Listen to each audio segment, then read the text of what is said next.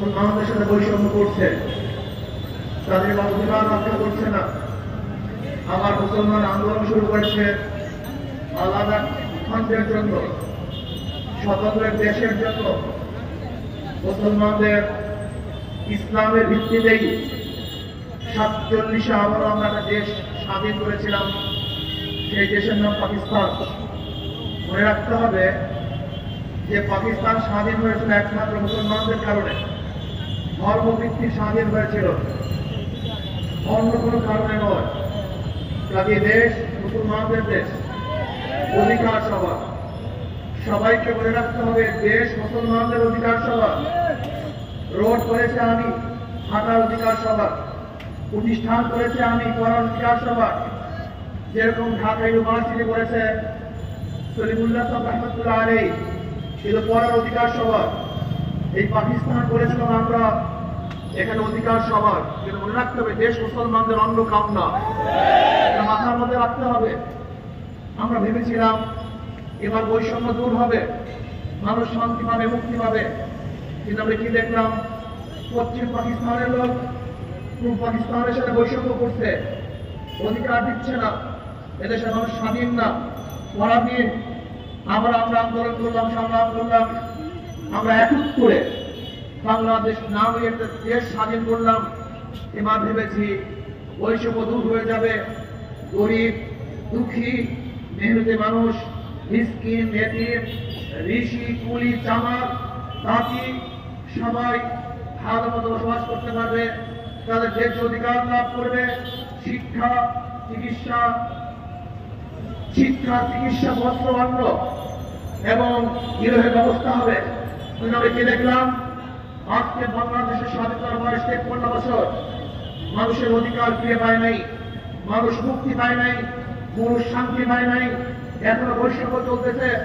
এর জন্য আবারও 2024 5ই আগস্ট এদেশের মানুষ আবার আন্দোলন করেছে, সংগ্রাম করেছে, বিপ্লব করেছে, জীবন দিয়েছে, বৈষম্যের আন্দোলন করেছে। বৈষম্য থাকবে না, বাংলাদেশের যত নাগরিক আছে সবাই সাম্যতা অর্জন করবে, মানবিক মর্যাদা লাভ করবে, সামাজিক ন্যায় বিচার প্রতিষ্ঠিত হবে, যেখানে পুরুষের অধিকার থাকবে, মহিলাদের অধিকার থাকবে, মুসলমানদের অধিকার থাকবে, হিন্দুদের অধিকার থাকবে, ছাত্রদের অধিকার থাকবে, চাকরিজীবীদের অধিকার থাকবে, যেখানে অধিকার থাকবে শ্রমিকদের, যেখানে বাংলাদেশের প্রত্যেকটা নাগরিক অধিকার নিয়ে বসবাস করবে, বাক শক্তির অধিকার থাকবে, লিখনের অধিকার থাকবে, কথা বলার অধিকার থাকবে, চাকরির অধিকার থাকবে।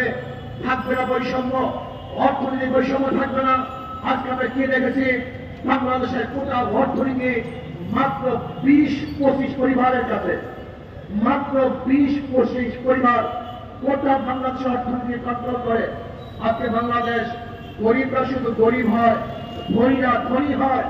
আজকে তার আমরা আঙ্গুর ধরে কলা গাছ হয়, হাজারো নির্দোষ মানুষ, আজকে নির্দোষ মানুষগুলি জেলখানায় ঢুক খেতে বসছে, ফাঁসির রশিদে ঢুকছে, আর হাজারো বড় বড় অপরাধী তারা রাস্তায় বুক ফুলিয়ে হাঁটবে। এই বাংলাদেশের জন্য আমরা আন্দোলন করি নাই, এই বাংলাদেশের সম্মান করি নাই।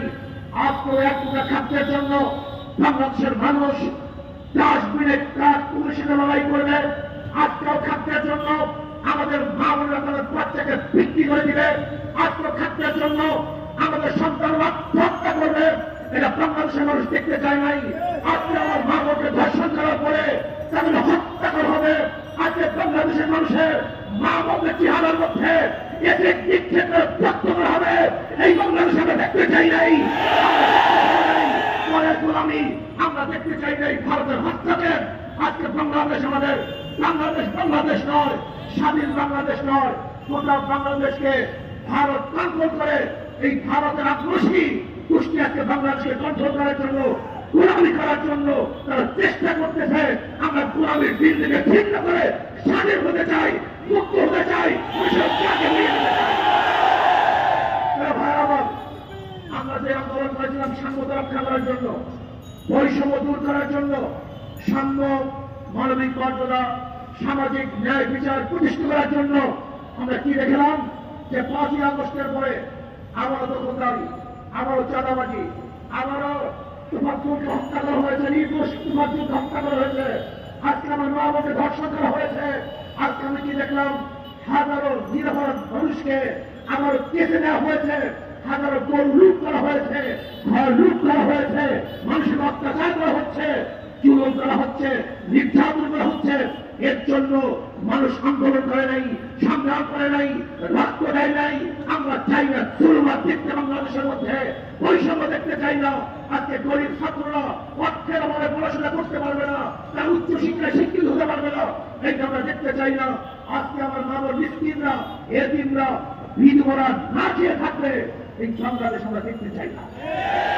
আজকে আলেমদের সাথে বৈষম্য করা হচ্ছে, সবচেয়ে বেশি বৈষম্য শিকার হচ্ছে আলেমরা।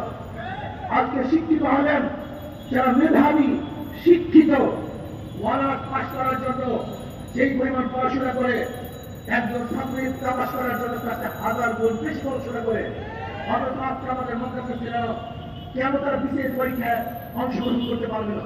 তারা কেন বিশেষ পরীক্ষা দিতে পারবে না? আজকে মাদ্রাসার ছেলেরা কেন চাকরিজীবী হবেন না? তারা বাংলাদেশের কোনো জায়গায় কেন যেতে পারবে না? এটা বৈষম্য। এতে বড় বৈষম্য কিছু হতে পারে না।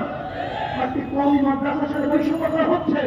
কওমি মাদ্রাসার ছেলেদেরকে আজকে অনেক জায়গার ইন্টারভিউ দেওয়ার জন্য অযোগ্য ঘোষণা করা হচ্ছে। আজকে যে আলাগুলি কওমি আর ছাত্র সবচেয়ে বেশি জানে, সেই নিখার কাবি হিসাবেও আজকে কওমি মাদ্রাসার ছেলেরা চাকরি পাচ্ছে না। এটা কেমন বৈষম্য আমি তো বুঝছি না। আজকে কওমি আর ছাত্ররা পুলিশে অংশগ্রহণ করতে পারছে না, র্যাবে অংশগ্রহণ করতে পারছে না, আজকে মিলিটারিতে অংশগ্রহণ করতে পারছে না, বিসিএস তাদের অংশগ্রহণ করতে পারছে না। এটা বৈষম্য। এই বৈষম্য বাংলাদেশের মানুষ দেখতে চায় না। আজকে অর্থনীতির অবস্থাটা কি? ধনী শুধু ধনী হবে আর গরিব শুধু গরিব হবে, এই বৈষম্য দেখতে চাই না। আজকে বাংলাদেশের অর্থনীতির অবস্থা কি জানেন আপনি? আপনি যাবেন ব্যাংকে 5 লক্ষ টাকা আনার জন্য, ব্যাংক বলবে আপনার কি মর্গেজ দেওয়ার টাকা আছে? আপনার কোনো অত মর্গেজ নেই, তো ব্যাংক তো আপনাকে টাকা দিবে না। যার টাকা আছে ব্যাংক তাকেই টাকা দিবে। তার মানে ধনীকে ধনী বানাও। যার 5 লক্ষ টাকা আছে ব্যাংক তাকে 5 লক্ষ টাকা দেয়।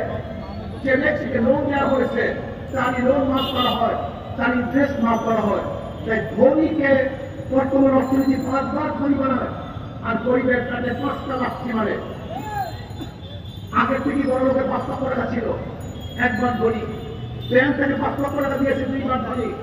তার লোন মাফ করা হয়েছে 3 বার ধনী। তার ইন্টারেস্ট মাফ করা হয়েছে 4 বার ধনী। আর গরিবের কাছে 5টা লাঠি। আগের থেকে 5 লক্ষ টাকা ছিল না, 1 লাঠি। ব্যাংক থেকে 5 লক্ষ টাকা দেয় নেই, 2 লাঠি। তার ইন্টারেস্ট মাফ করা হয় না 3 লাঠি। তার লোন মাফ করা হয় না 4 লাঠি। এবং বড় লোকদের যে টাকা মাফ করা হয়েছে, এই টাকাগুলো যদি বাংলাদেশ ব্যাংকে থাকতো, ওই গরিব বাংলাদেশের নাগরিক হিসাবে সেই টাকার মালিক ছিল। কিন্তু বড় লোক থেকে লোন মাফ করার কারণে গরিবের প্যাকের মধ্যে 1 লাখটি, মোট 5 লাখটি। বর্তমান অর্থনীতি গরিবকে গরিব বানায় আর ধনীকে ধনী বানায়। আর ইসলামী অর্থনীতি হলো গরিবকে ধনী বানায় আর ধনীদেরকে সাম্য রাখে, সমান রাখে। যেমন জাকাত তাদের জন্য, গরিবদের জন্য; ওষুধ তাদের জন্য, গরিবদের জন্য; ফেতনা তাদের জন্য, গরিবদের জন্য; দান তাদের জন্য, গরিবদের জন্য; মানব তাদের জন্য, গরিবদের জন্য। ইসলামী অর্থনীতি গোটা অর্থনীতি গরিবদের জন্য। অথচ কপাল করে গরিবরা ইসলামকে ফলো করে না, ইসলামী অর্থনীতি বাস্তবায়ন করতে চায় না। আমি চ্যালেঞ্জ দিয়ে বলতে পারি যে ইসলামী অর্থনীতি বাংলাদেশে বাস্তবায়ন হয়, আগামী 5-10 বছর পরে একজন গরিব গরিব সীমার দরিদ্র সীমার নিচে থাকবে না, সব দরিদ্র সীমার উপরে চলে যাবে। আমি চাই যাদের মাধ্যমে এদেশের গরিবরা গরিব হয়, জুলুম হয়, অত্যাচার হয়, অবিচার হয়, তাদেরকে আমরা ক্ষমতায় দেখতে চাই না। যারা 5ই আগস্টের পরে লুট করছে, চাঁদাবাজি করছে, এদেরকে আমরা দেশের মধ্যে ক্ষমতা দেখতে চাই না। ভাই আমার, আজকের সমস্যা আমাদের মধ্যে, সমস্যা সরকারের মধ্যে নয়, সবচেয়ে বড় সমস্যা হল জনগণের মধ্যে। এই জনগণ তাকে নির্বাচন করবে, এই নির্বাচন করতে ভুল করার কারণেই তারা বারবার ক্ষতিগ্রস্ত হয়। আপনাকে অবশ্যই মনে রাখতে হবে, একজনের নাম এ, একজনের নাম বি, একজনের নাম সি। এও চোর, বিও চোর, সিও চোর। ক্ষমতা এ, সে কি করবে? কথা বলেন। হঠাৎ বসাও বি, সে কি করবে? হটাও বি, বসাও সি, সে কি করবে? কারণ নেতার পরিবর্তন হয়েছে, দলের পরিবর্তন হয়েছে, নীতি আদর্শে পরিবর্তন হয়নি। ওসি চলে যায়, এসপি পরিবর্তন হয়, ডিসি ট্রান্সফার হয়, কিন্তু দুর্নীতি ট্রান্সফার হয় না। এর কারণটা কোথায়? এর কারণ হলো নেতা পরিবর্তন হয়েছে, লেকিন নীতি আদর্শ পরিবর্তন হয়নি।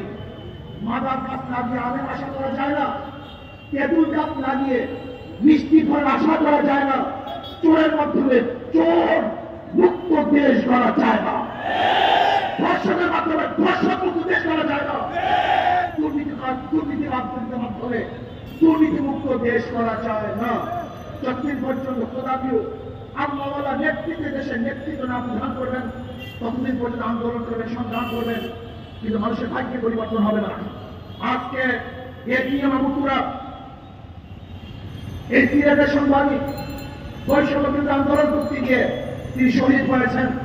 সেই জাহান আমরা তাকে শহীদ করতে আমরা তাদের বিচার কামনা করছি।